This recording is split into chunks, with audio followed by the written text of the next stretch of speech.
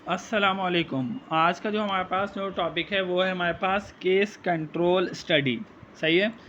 अभी के लेक्चर के अंदर हम केस कंट्रोल स्टडी करेंगे, एक्सपेरिमेंटल स्टडी करेंगे और हम करेंगे RCT, randomised clinical trial.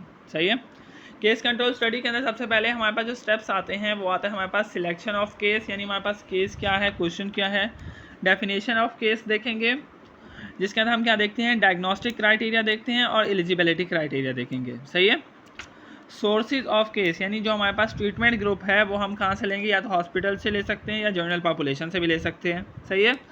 Selection of control हम किस बेसिस के ऊपर लेते हैं, कंट्रोल जो होना चाहिए वो सिमिलर होना चाहिए टू द केस, यानी अगर कार्डियक पेशेंट है तो जो कंट्रोल होगा वो भी, उससे भी दिल का कोई मसला होना चाहिए एज पॉसिबल।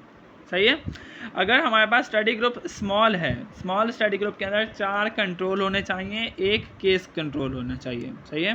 यानी 4 कंट्रोल जिसे हम कोई ट्रीटमेंट नहीं देंगे, 1 केस होना चाहिए जिसे हम ट्रीटमेंट देंगे। या अगर हमारे पास लार्जर स्टडी है तो 1:1 करे, 1:1 होना चाहिए, यानी केस और कंट्रोलर 1-1 होना चाहिए। सोर्सेज क्या हो सकते हैं कंट्रोल ग्रुप के, हम उन्हें हॉस्पिटल से ले सकते हैं, रिलेटिव ले सकते हैं। सिबलिंग को हम सूटेबल नहीं रखते अगर हम कोई जेनेटिक स्टडी कर रहे हैं, या नेबरहुड को भी हम कंसिडर कर सकते हैं। एडवांटेजेस क्या हो सकते हैं, ये रैपिड और इनएक्सपेंसिव होता है, सूटेबल होता है टू इन्वेस्टिगेट रेयर डिजीज़ के अंदर। नो एथिकल प्रॉब्लम, इसके अंदर कोई एथिकल प्रॉब्लम नहीं होती। Investigation of long latent period. Disadvantages क्या है, सिलेक्शन ऑफ अप्रोप्रिएट कंट्रोल में भी डिफ़िकल्ट हो सकता है, problem of selection bias, error हो सकता है इसके अंदर। Incidents can not be measure. सही है। ऑड रेशो अब क्या होता है, ऑड रेशो हमारे पास केस कंट्रोल स्टडी के अंदर जो प्रोसीजर है वो प्रोड्यूस नहीं करता क्या, इंसिडेंस रेट को। सही है। So we can not calculate the true relative risk. Case control के अंदर हम ट्रू रिलेटिव रिस्क को कैलकुलेट नहीं कर सकते। सही है। Fortunately case control study can produce odd ratio, ये क्या करते हैं, ऑड रेशो प्रोड्यूस करते हैं, which approximate relative risk in certain situation, जिसके अंदर हम क्या कर सकते हैं, अप्रॉक्सीमेट कर सकते हैं किसी भी रिलेटिव रिस्क को किसी भी सिचुएशन के अंदर। किस सिचुएशन के अंदर, when the case are from the same population as the control, अगर केस और कंट्रोल दोनों सेम पॉपुलेशन से लिए गए हैं तो हम रिलेटिव रिस्क को अप्रॉक्सीमेट कर सकते हैं। या जब हमारे पास disease is relatively rare in the population, अगर रेयर डिजीज़ है या हमारे पास केस और कंट्रोल सेम पॉपुलेशन से लिए गए हैं तो हमारे पास ऑड रेशो की बेसिस के ऊपर हम ट्रू रिलेटिव रिस्क को आइडेंटिफाई कर सकते हैं। सही है। इसके अंदर हमारे पास ये कैलकुलेशन है, ये इतना कोई ख़ास इंपॉर्टेंट नहीं है। नेक्स्ट आता है cross sectional study, prevalence study. इसके अंदर यही हमारे पास कि जो exposure as well as outcome may coexist at the same study time of study, यानी जो उसका आउटकम और जो एक्सपोजर है वो सेम होना चाहिए। Cross section based on the single examination of cross sectional population at one point of the time, result of the sample are projected the whole population. सही है। ये हमारे पास इतना कोई खास स्लाइड नहीं है, इसको जस्ट आप फॉर MCQs के लिए पढ़ सकते हैं। नेक्स्ट आता है हमारे पास एक्सपेरिमेंटल स्टडी। एक्सपेरिमेंटल स्टडी हमारे पास 3 टाइप की journal type of epidemiological experimental studies होती हैं, जिसके अंदर हमारे पास कम्युनिटी ट्रायल होते हैं, फील्ड ट्रायल होते हैं और क्लिनिकल ट्रायल होते हैं। कम्युनिटी ट्रायल के अंदर हम क्या करते हैं, एड्रेस करते हैं efficacy of the preventive intervention applied as the group level. सही है। किसी भी ड्रग की एफिकेसी को चेक करने के लिए हम उसे अप्लाई करेंगे ग्रुप लेवल के ऊपर। सही है। सोशल मार्केटिंग कैंपेन ट्रायल जैसे हम चलाते हैं। फील्ड ट्रायल क्या करते हैं, एड्रेस करेंगे preventive intervention apply to individual. Field के अंदर सिंगल इंडिविजुअल के ऊपर, इंडिविजुअल टू इंडिविजुअल हम क्या करेंगे, उसे अप्लाई करेंगे, जैसे वैक्सीन ट्रायल हो गया। नेक्स्ट आता है क्लिनिकल ट्रायल। क्लिनिकल ट्रायल के अंदर हम क्या करते हैं, एड्रेस करते हैं एफिकेसी ऑफ थेराप्यूटिक इंटरवेंशन। इसके अंदर हम थेराप्यूटिक इंटरवेंशन देखेंगे, यानी हम कीमोथेरेपी ट्रायल देखेंगे ट्रीटमेंट ऑफ कैंसर के अंदर। क्लिनिकल के अंदर हम क्या देखते हैं, थेराप्यूटिक इंटरवेंशन। फील्ड ट्रायल के अंदर क्या देखेंगे, intervention applied to single individual. Community trial के ऊपर क्या देखेंगे, applied to group level. Next आता है हमारे पास रैंडमाइज्ड कंट्रोल ट्रायल। अगर हम बात करते हैं कि हमारे पास gold standard for clinical research क्या होता है, तो वो होता है हमारे पास रैंडमाइज्ड क्लिनिकल ट्रायल। किसी भी न्यू प्रोग्राम्स या न्यू थेरेपीज़ अगर हमने इवेल्युएट करवानी है तो हमारे पास रैंडमाइज्ड क्लिनिकल ट्रायल एक बेस्ट मेथड है। सही है। इसकी जो बेस लाइन है वो हमारे पास क्या है, कंपेयरेबल है, यानी इसका जो पॉपुलेशन का ग्रुप है उसे हम क्या कर सकते हैं, कंपेयर कर सकते हैं। इसके अंदर जो इन्वेस्टिगेशन का एरर है वो हमारे पास क्या हो सकता है, बहुत कम होगा, क्योंकि इसके अंदर जो पेशेंट और जो हमारे पास कंट्रोल ग्रुप है वो दोनों क्या होते हैं, डबल ब्लाइंड होते हैं। यानी पार्टिसिपेंट्स को और रिसर्चर दोनों इन्वॉल्व तो होते हैं लेकिन अनअवेयर होते हैं कि कौन सा ग्रुप जो है वो ट्रीटमेंट वाला मेडिसिन ले रहा है और कौन है जो हमारे पास कंट्रोल ट्रीटमेंट ले रहा है एज अ प्लेसिबो के तौर पर। सही है। ब्लाइंडिंग का मकसद क्या होता है कि मिनिमाइज़ करेगा एरर को और मैक्सिमाइज़ करेगा किसको, वैलिडिटी ऑफ फाइंडिंग को। सही है। स्टेप्स ऑफ RCT क्या होते हैं, ड्राइंग अप अ प्रोटोकॉल। सबसे पहले हम क्या करेंगे, एक प्रोटोकॉल ड्रा करेंगे। Selecting reference population and experimental population. Reference यानी कंट्रोल पॉपुलेशन कौन सी लेनी है और एक्सपेरिमेंटल पॉपुलेशन कौन सी लेनी है, उसे क्या करेंगे, सिलेक्ट करेंगे। फिर हम उन्हें क्या करवाएंगे, रैंडमाइज करा देंगे, यानी उन्हें रैंडमली मिला देंगे। सही है। स्टैटिस्टिकल प्रोसीजर जो होता है, by which the participants are allocated into group called study and control group.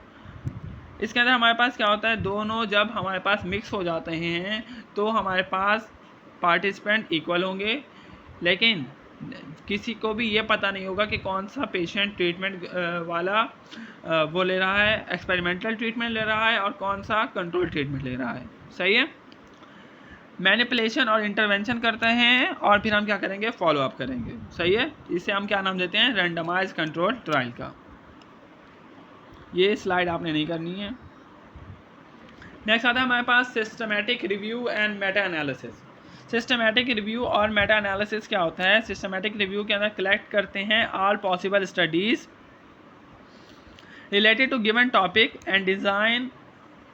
किसी भी टॉपिक या डिज़ाइन के ऊपर जितनी भी स्टडी हुई है उसे हम क्या करेंगे, कलेक्ट करेंगे, रिव्यू करेंगे और एनालाइज करेंगे उसके रिजल्ट को। सही है। During systemic review process quality of study को हम क्या करते हैं, इवेल्युएट करते हैं। If it is determined that the different research outcome can not B combined. अगर तो हमारे पास रिजल्ट क्या होता है वो डिटरमाइन हो जाता है तो उसके आउटकम को हम कंबाइंड नहीं करेंगे। All result and characteristics of individual studies are display. Individual study करेंगे और उसे डिस्प्ले करेंगे किस फॉर्म के अंदर, डिस्क्रिप्टिव फॉर्म के अंदर। This is refer to as qualitative review. इसे हम क्या नाम देते हैं, क्वालिटेटिव रिव्यू का। सिस्टमिक रिव्यू और क्वालिटेटिव रिव्यू कुछ भी नाम आ जाए, लेकिन आपने क्या है, सिस्टमिक रिव्यू का material. Meta analysis. Meta analysis हमारे पास क्या है, valid objective and scientific method है किसका, एनालाइजिंग का और कंबाइनिंग का डिफरेंट रिजल्ट्स को। सही है। मेटा एनालिसिस का मकसद क्या होता है कि हम ड्राइव करते हैं कंक्लूजन को और इंक्रीज़ करते हैं पावर और एक्यूरेसी को। Then what could be able to achieve in the individual study. हम ये देखते हैं कि इंडिविजुअल स्टडी के अंदर हमें क्या अचीव हुआ है, उसकी कंक्लूजन और उसकी बेसिस के ऊपर हम अपने पावर ऑफ रिसर्च को क्या करेंगे, इंक्रीज करते हैं। It should be emphasise that not all systemic review will contain meta analysis. जितने भी सिस्टमिक रिव्यू होते हैं उनके अंदर मेटा एनालिसिस नहीं होता। Will depend upon whether the systematic review has located study. इसके अंदर हमारे पास क्या होगा, लोकेटेड स्टडी होगा। Sufficiently similar to make it reasonable consider combining और देयर रिजल्ट। इसके अंदर हम क्या करते हैं, डिफरेंट रिजल्ट को कंबाइन करेंगे। The pooled estimate is the outcome of the meta analysis and typically explaining using the forest plot. हम फॉरेस्ट प्लॉट डिज़ाइन करते हैं और जिसकी बेसिस के ऊपर हम मेटा एनालिसिस के आउटकम को क्या करते हैं, एस्टिमेट करते हैं। ये स्टेप्स हैं, steps involve in conducting systemic review and meta analysis. 14 steps हैं, आपको इनके नाम आना चाहिए। जो पहला स्टेप है वो हमारे पास रिसर्च क्वेश्चन। सही है। दूसरा है हमारे पास प्रिलिमिनरी रिसर्च। तीसरा है हमारे पास inclusion and exclusion criteria. Fourth है रिसर्च स्टडी। फिफ्थ है हमारे पास रिसर्चिंग डेटाबेस। सिक्स्थ है हमारे पास protocol writing, approval from the supervisor and then register it. सही है। 7 है हमारे पास टाइटल एंड एब्स्ट्रैक्ट स्क्रीनिंग। 8 है हमारे पास full text downloading and screening. 9th है हमारे पास मैनुअल सर्च। 10th है हमारे पास data extraction and quality assessment.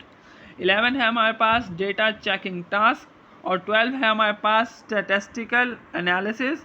13 है हमारे पास डबल डेटा चेकिंग और 14 है हमारे पास manuscript writing, revision and submission. ये हमारे पास क्या है, steps involve in conducting systemic review और मेटा एनालिसिस। इन क्लिनिकल ट्रायल के अंदर जो पेशेंट की सिलेक्शन है और जो उसका एलिजिबिलिटी क्राइटेरिया है वो हमारे पास हमें वैलिड रिस्पांस तब हमें प्रोवाइड करेगा जब हम on the basis of inclusion और एक्सक्लूजन क्राइटेरिया के बेसिस के ऊपर हम उन्हें क्या करेंगे, डिवाइड करेंगे।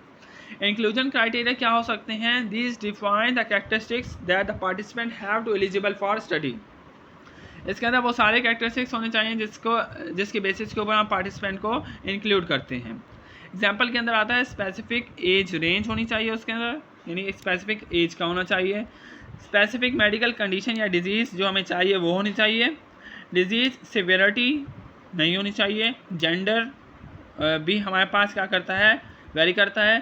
प्रायर ट्रीटमेंट हम उसे कौन सी देंगे वो भी हमारे पास इंक्लूजन क्राइटेरिया के अंदर क्या करता है, लाई करता है। एक्सक्लूजन क्राइटेरिया के अंदर क्या करता है, this define characteristics that would disqualify a potential participant from the study. ये वो कैरेक्टरिस्टिक्स हो सकते हैं जिसके बेसिस के ऊपर हम पेशेंट को डिस्क्वालीफाई कर सकते हैं। Example, participant in other trial, जो पार्टिसिपेंट है वो अदर ट्रायल के अंदर इन्वॉल्व है। इन clinical trial choosing N exclusion patient based on the specific criteria ensure a focus study population. ये हमारे पास क्या कहते हैं, फोकस स्टडी पॉपुलेशन के बेसिस के ऊपर हम पेशेंट्स को इंक्लूड या एक्सक्लूड करते हैं। While monitoring the trial help maintain the safety and data integrity. लेकिन ट्रायल को मॉनिटर करना ये पेशेंट की सेफ्टी को और डेटा की इंटीग्रिटी को क्या करेगा, मेंटेन करेगा। Patient selection and exclusion.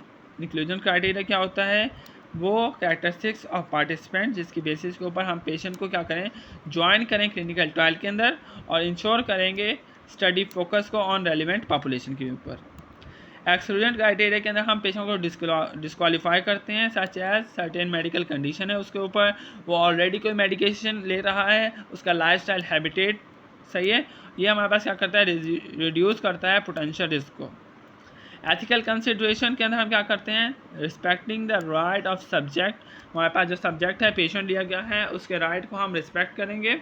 Minimise the risk of their health, उसके हेल्थ के रिस्क को मिनिमाइज़ करेंगे। वेल बीइंग देखेंगे और डिफाइन करेंगे इंक्लूजन एंड एक्सक्लूजन क्राइटेरिया को।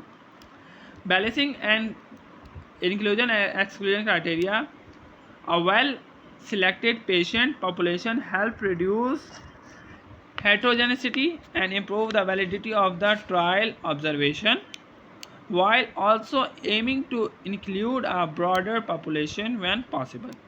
Example of exclusion criteria के अंदर हमारे पास क्या है, patient with the organ dysfunction, एक पेशेंट है जिसके अंदर ऑर्गन डिसफंक्शन है, प्रायर है किसके ऊपर, कॉन्करेंट मैलिजेंस के ऊपर, कि हम उसे उसके अंदर इंक्लूड नहीं कर सकते। सही है, यहाँ पे हमारे पास जो क्लिनिकल ट्रायल का टॉपिक है वो क्या होता है, एंड होता है।